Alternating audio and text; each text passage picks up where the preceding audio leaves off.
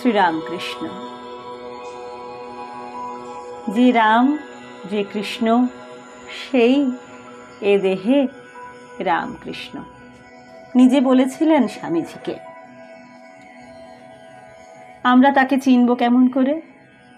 আমরা তাকে চিনব কিছু বড় মাপের মানুষের অভিজ্ঞতার মধ্যে দিয়ে। প্রথম ঘটনাটি 1881 সালের কলকাতা জেনারেল অ্যাসেম্বলিজ ইনস্টিটিউশনে, মানে যেটা এখন স্কটিশ চার্চ কলেজ, সেখানে অধ্যাপনা করতেন কলকাতা বিশ্ববিদ্যালয়ের একজন অধ্যাপক প্রফেসর উইলিয়াম হেস্টি। তিনি সেখানে সেদিন ইংলিশ লিটারেচারের একটি ক্লাস নিচ্ছিলেন। উইলিয়াম ওয়ার্ডসওয়ার্থের দ্য এক্সকারশন কবিতাটি তিনি পড়াচ্ছিলেন। কবিতাটি পড়াতে পড়াতে ট্রান্স নামে একটি শব্দ আসে।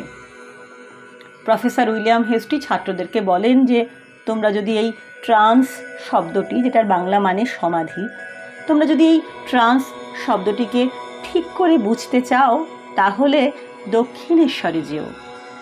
সেখানে একজন পরমহংস আছেন, তাকে দেখলে তোমরা ঠিক ঠিক বুঝতে পারবে যে এই শব্দটি প্রকৃত অর্থ কী। শ্রোতাদের মধ্যে, অর্থাৎ সেই ছাত্রদের মধ্যে উপস্থিত ছিলেন নরেন্দ্রনাথ দত্ত।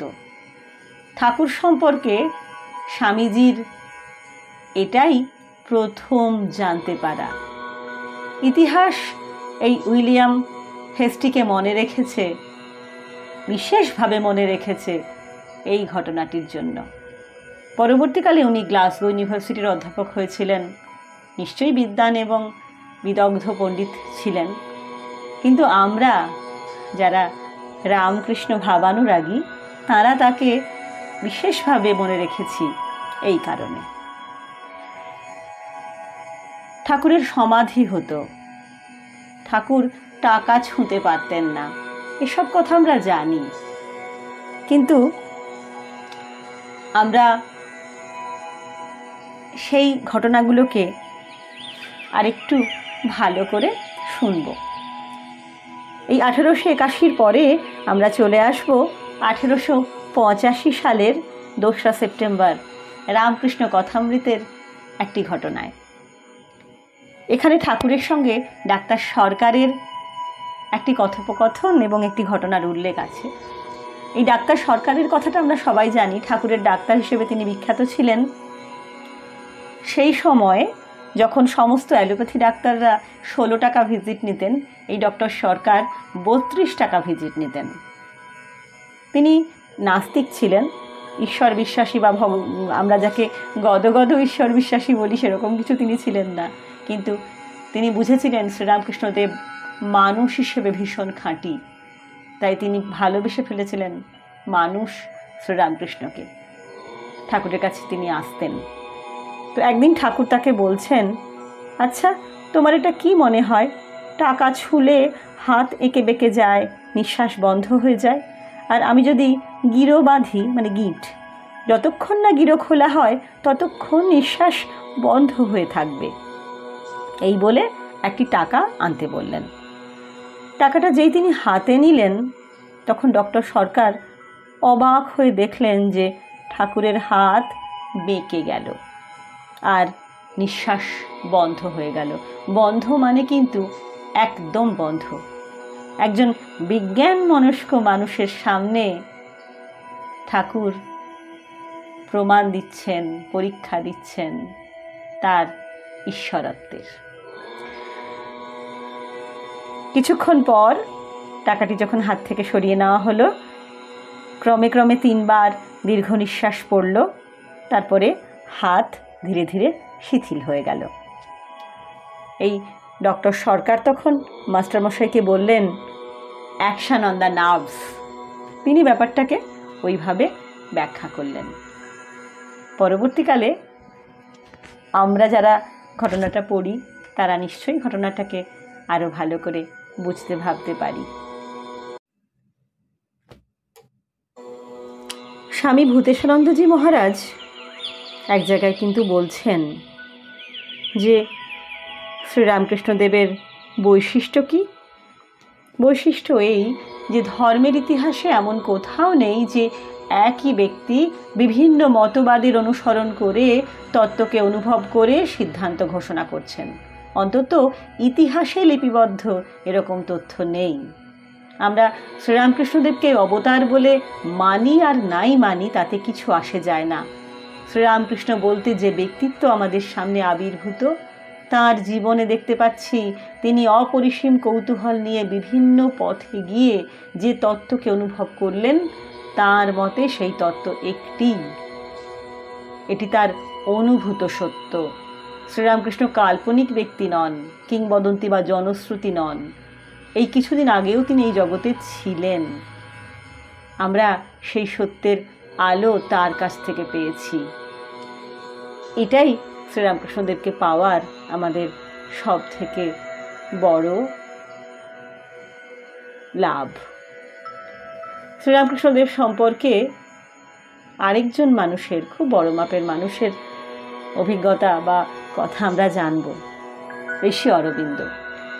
ঋষি অরবিন্দ তার কর্মযোগিন পত্রিকার একটি সম্পাদকীয়তে লেখা হয়েছিল, বিগত 500 বৎসরের মধ্যে শ্রীরামকৃষ্ণ পরমহংসদেবের মতো দ্বিতীয় পুরুষ পৃথিবীতে আবির্ভূত হয় নাই। ধর্মপত্রিকার একটি সম্পাদকীয়তে তিনি নিজে লিখছেন, শ্রীরামকৃষ্ণ কে?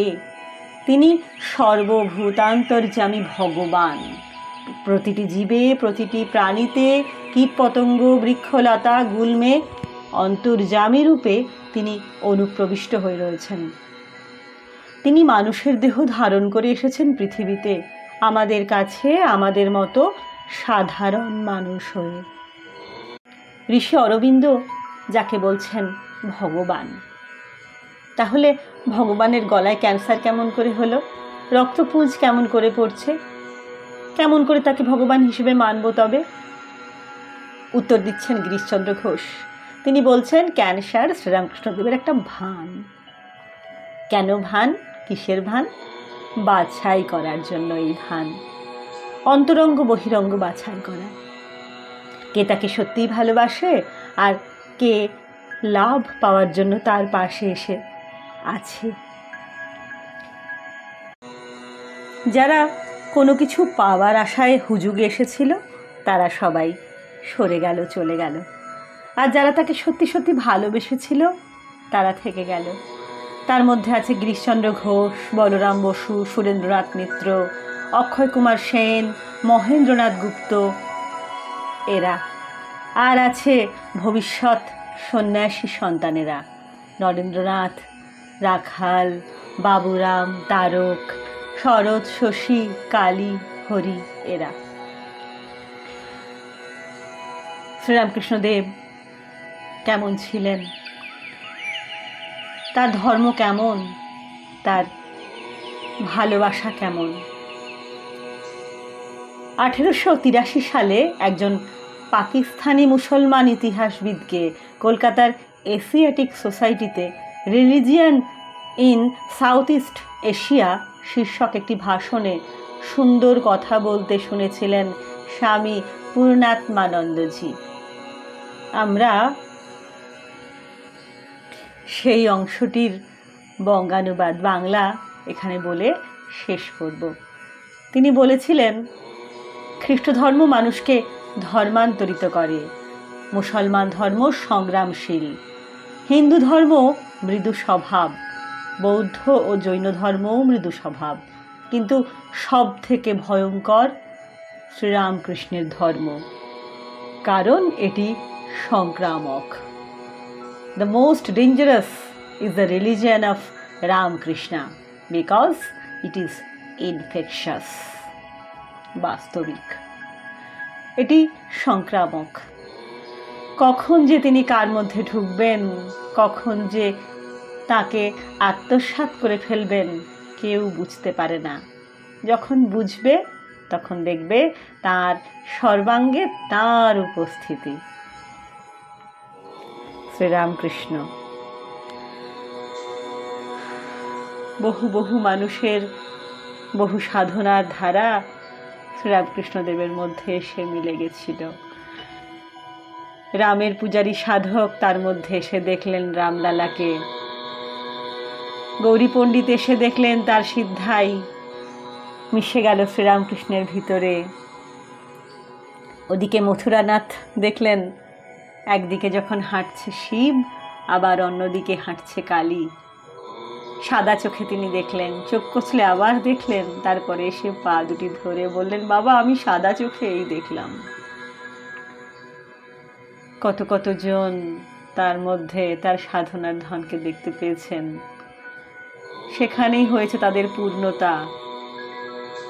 কেউ তার সাধনার সমাপ্তি করে ঠাকুরের পায়ে সমস্ত ফল অর্পণ করে দিয়েছেন, কেউ তাকে নিয়েই বাকি জীবনটা কাটিয়ে দিয়েছেন।